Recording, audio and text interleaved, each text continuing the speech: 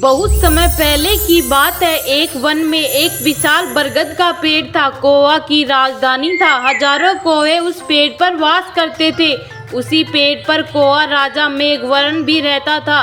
बरगद के पेड़ के पास एक पहाड़ी थी जिसमें असंख्य गुफाएं थी। उन गुफाओं में उल्लू निवास करते थे। उनका राजा अरिमर्दन था। अरिमर्दन बहुत पराक्रमी राजा था। कौवा को उसने उल्लुओं का दुश्मन नंबर 1 घोषित कर रखा था। उसे कौवों से इतनी दुश्मनी थी कि किसी भी कौवे को मारे बिना वह भोजन नहीं करता था। जब बहुत अधिक कौवे मारे जाने लगे तो उनके राजा मेघवर्ण को बहुत ज़्यादा चिंता हुई। उसने कौवों की एक सभा इस समस्या पर विचार करने के लिए बुलाई। मेघवर्ण बोला, मेरे प्यारे कौवों, आपको पता है कि उल्लुओं के आक्रमणों के कारण हमारे जीवन असुरक्षित हो गया है। हमारा शत्रु शक्तिशाली और अहंकारी भी है। हम पर रात को हमले किए जाते हैं। हम रात को देख नहीं पाते। हम दिन में जवानी हमला नहीं कर सकते क्योंकि वे गुफाओं के अंधेरों में सुरक्षित बैठे रहते हैं। फिर मेघवर्ण के सियाने और बुद्धिमान कौवों से सुझाव देने के लिए कहा। एक डरपोक कौवा बोला, हमें उल्लू से समझौता कर लेना चाहिए। वह जो शर्तें रखे हम स्वीकार करें।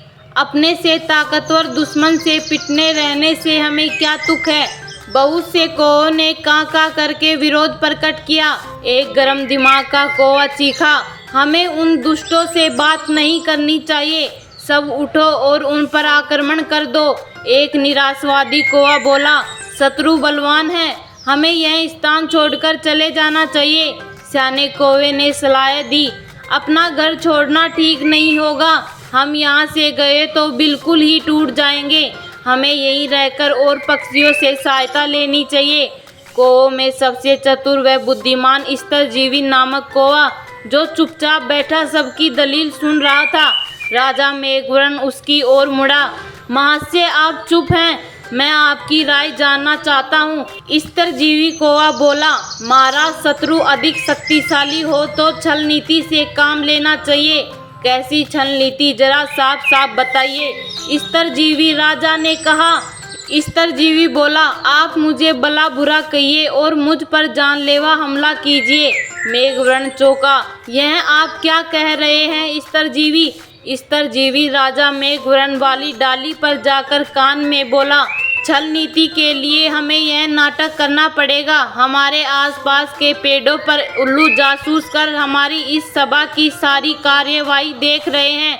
उन्हें दिखाकर हमें फूट और झगड़े का नाटक करना होगा। इसके बाद आप सारे कौवों को लेकर ऋषिमुख पर्वत पर चले जाना। वहां जाकर मेरी प्रतीक्षा करना। मैं उल्लुओं के दल में शामिल होकर उनका विनाश का सामना जुटाऊंगा। घर का भेदी बनकर उनकी लंका ढाऊंगा। फिर नाटक शुरू हुआ। स्तरजीवी चिल्लाकर बोला, मैं जैसा कहता हूँ वैसा कर राजा।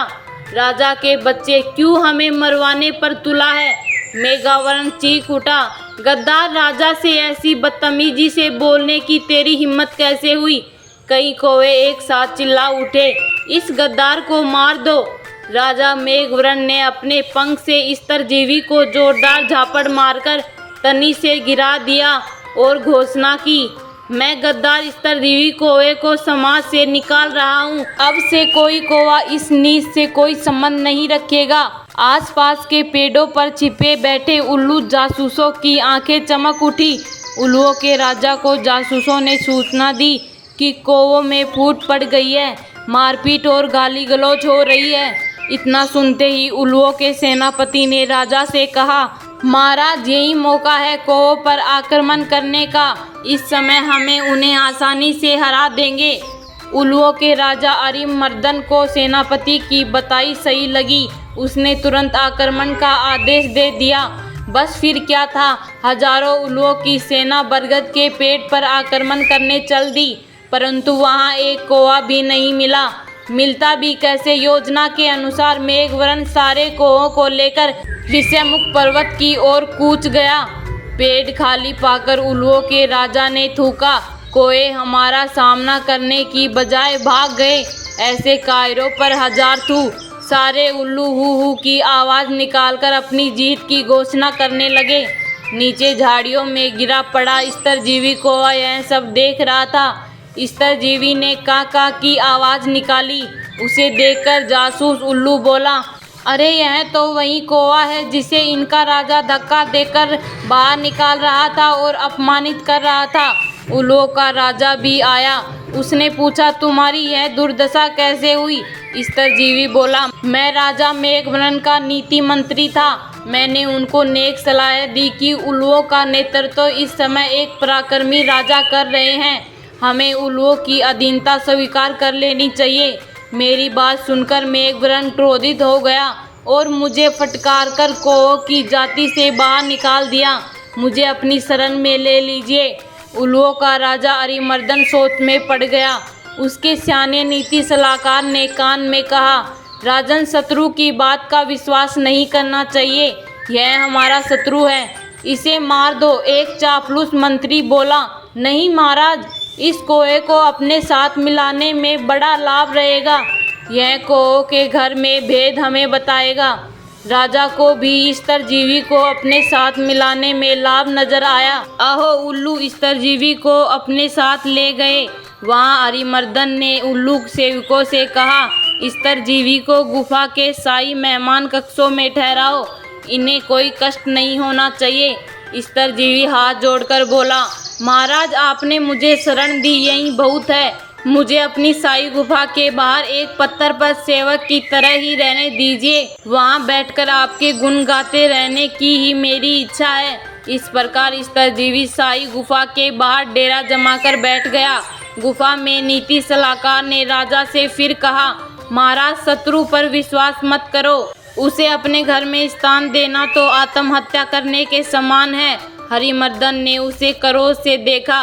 तुम मुझे ज़्यादा नीति समझाने की कोशिश मत करो। चाहो तो तुम यहाँ से जा सकते हो। नीति सलाहकार उल्लू अपने 2 मित्रों के साथ वहाँ से सदा के लिए यह कहता हुआ विनाश काले विपरीत बुद्धि। कुछ दिनों के बाद स्तरजीवी लकड़ियाँ लाकर गुफा के द्वार के पास रखने लगा। सरकार, सर्दियाँ आने वाली है। मैं लकड़ियों की झोपड़ी बनाना चाहता हूँ ताकि ठंड से बचाव हो सके। धीरे धीरे लकड़ियों का काफ़ी ढेर जमा हो गया। एक दिन जब सारे उल्लू सो रहे थे तो स्तरजीवी वहाँ से उड़कर सीधे ऋषिमुख पर्वत पर पहुँचा, जहाँ मेघवर्ण और कौवों सहित उसी की प्रतीक्षा कर रहे थे। स्तरजीवी ने कहा, अब आप सब निकट के जंगल से जहाँ आग लगी है एक एक जलती लकड़ी चोंच में उठाकर मेरे पीछे आइए। कौवा की सेना चोंच में जलती हुई लकड़ी पकड़कर स्तरजीवी के उल्लू की गुफा में आ पहुँचे। स्तरजीवी द्वारा ढेर लगाई गई लकड़ियों में आग लगा दी। सभी उल्लू जलने या दम घुटने से मर गए। राजा मेघवर्ण ने स्तरजीवी कौवे को कौवा रत्न की उपाधि दी। इस कहानी से हमें यही सीख मिलती है, शत्रु को अपने घर में पनाह देना अपने ही विनाश का सामना जुटाना है।